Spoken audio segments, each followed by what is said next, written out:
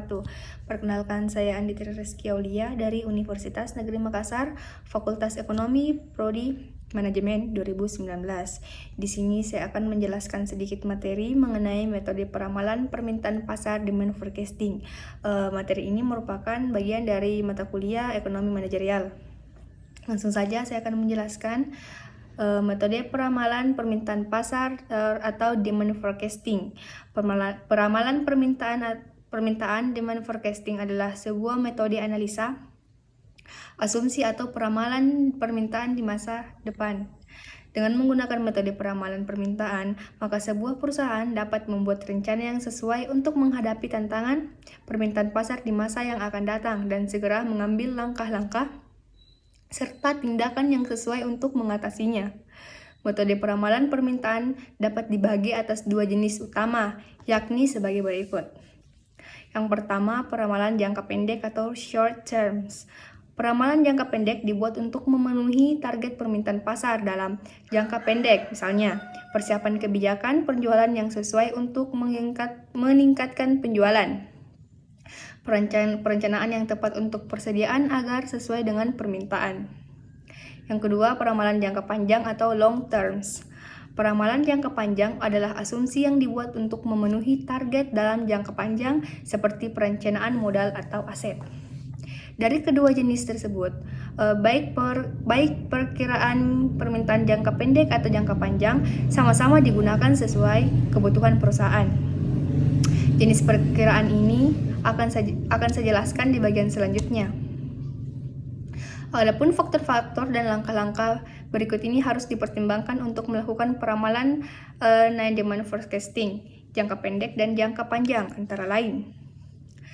Pertama, mengidentifikasi metode yang paling relevan untuk peramalan, memprediksi faktor-faktor yang terlibat yang dapat memengaruhi permintaan produk, yang memperoleh data tentang faktor-faktor yang dapat mempengaruhi permintaan, menemukan hubungan yang paling sesuai antara variabel bebas dan variabel terikat, mempersiapkan ramalan permintaan dan menganalisis hasilnya.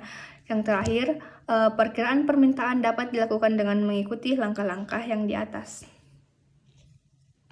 Adapun selanjutnya yaitu teknik digunakan untuk meramalkan permintaan dibagi atas dua jenis, yaitu sebagai berikut: teknik kuantitatif dan teknik kualitatif. Yang pertama, teknik kuantitatif. Teknik kuantitatif ini digunakan untuk melakukan peramalan jangka pendek dan jangka panjang. Namun, untuk peramalan jangka pendek dan jangka panjang, metode ini selanjutnya dapat dibagi lagi sesuai dengan jenis peramalannya. Berikut ini adalah alat untuk melakukan peramalan jangka pendek antara lain. Bagian A, metode rata-rata bergerak. Metode ini digunakan untuk merencanakan tren atau kecenderungan dalam permintaan. Dalam hal ini, permintaan rata-rata dari kerangka waktu yang berbeda, misalnya 2 atau 3 tahun dan sebagainya, untuk mendapatkan asumsi permintaan di masa mendatang. Bagian B, metode pemulusan eksponensial metode. Metode ini banyak digunakan untuk melakukan peramalan jangka pendek.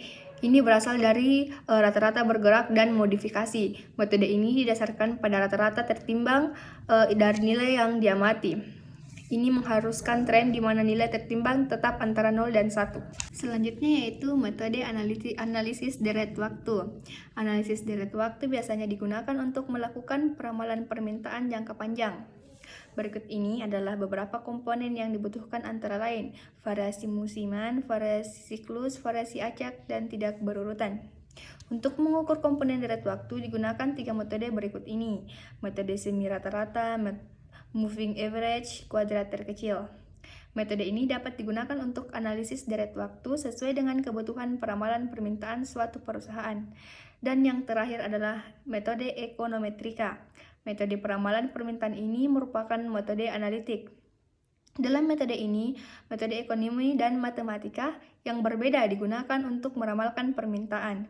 Metode ini memberikan kebebasan untuk mengasumsikan banyak variabel sehingga lebih akurat dalam situasi bisnis yang real atau nyata. Metode ekonometrika ini didasarkan pada kriteria berikut.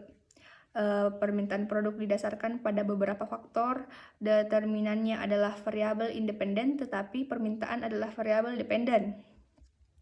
Ada interaksi konstan antara permintaan dan determinannya. Ada interaksi konstan antara variabel independen. Variabel independen dibagi menjadi dua jenis, yaitu eksogen atau non-ekonomi dan endogen ekonomi. Jenis interaksi ini dapat diperkirakan dengan metode statistik. Perkiraan dibagi menjadi himpunan persamaan linear atau non-linear. Prinsip-prinsip ini harus dipertimbangkan saat menggunakan metode ekonometrik untuk peramalan permintaan. Yang kedua, teknik kualitatif. Berikut adalah beberapa metode teknik kuantitatif dalam melakukan peramalan permintaan antara lain. Yang pertama, metode survei niat beli. Yang kedua, metode opini tenaga penjualan. Ya, itulah yang saya jelaskan. Jika ada kesalahan mohon dimaafkan. Wabillahi taufiq wal hidayah. Wassalamualaikum warahmatullahi wabarakatuh.